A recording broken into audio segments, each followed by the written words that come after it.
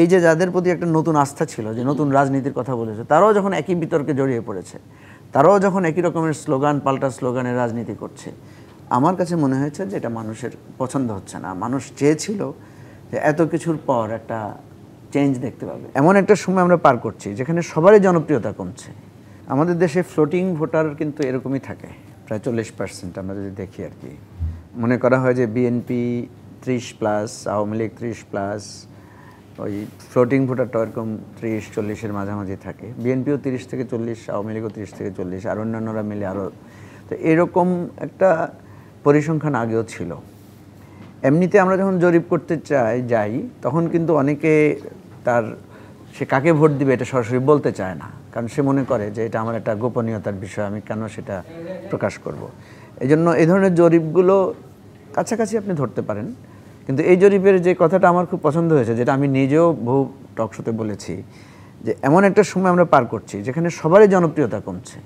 আপনি দেখেন বিএনপি, আওয়ামী লীগ আমলে বিএনপি একটা মানে নির্যাতিত দল হিসেবে বিএনপির প্রতি যে সিম্প্যাথি যে পরিমাণ ছিল, সেটা কিন্তু আমরা দেখলাম এই পট পরিবর্তনের পরে নানা কারণে বিএনপির গ্রহণযোগ্যতা বা তার সাপোর্ট কিছুটা কমার আমরা লক্ষণ দেখতে পাচ্ছি। আমাদের কাছে কোনো জরিপ নেই, কিন্তু আমরা মনে করেছি।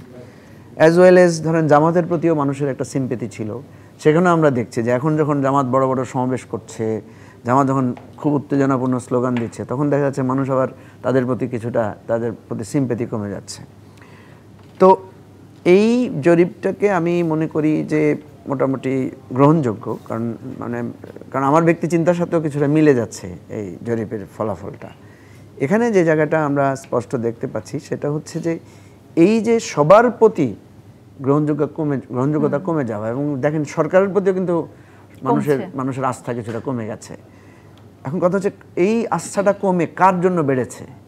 আপনি যদি দেখেন এখন আওয়ামী লীগের ব্যাপারে কারো কোনো সিম্প্যাথি বেড়েছে কিনা, দেখবেন যে খুব বেশি না, হয়তো রনি ভাইদের মতো 2-1 জনের বাড়তে পারে, কিন্তু অন্যদের আপনি দেখবেন যে সেরকম সিম্প্যাথি কিন্তু খুব বেশি বাড়ে নাই।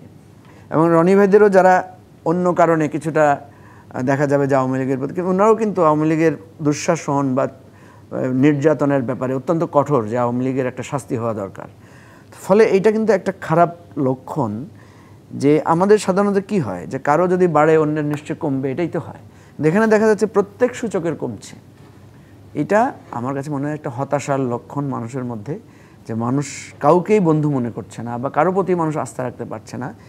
এটা কিন্তু আশা করি এটা আমাদের জন্য, তার মানে এই বিগত 1 বছরে, অন্তর্বর্তীকালীন সরকারের 1 বছরে আসলে যে জায়গাটিতে রাজনৈতিক দলগুলোরও পৌঁছে যাবার কথা ছিল সেখানেও তারা পৌঁছাতে পারেনি।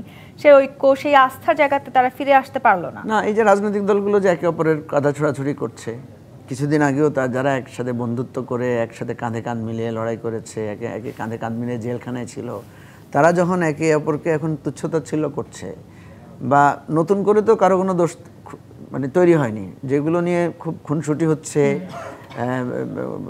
কথা কাটাকাটি হচ্ছে, এগুলো তো সব পুরনো বিষয় নিয়ে। সেজন্য রাজনীতিবিদদের এই আচরণে কিছুটা মানুষের মধ্যে খটকা তৈরি হচ্ছে।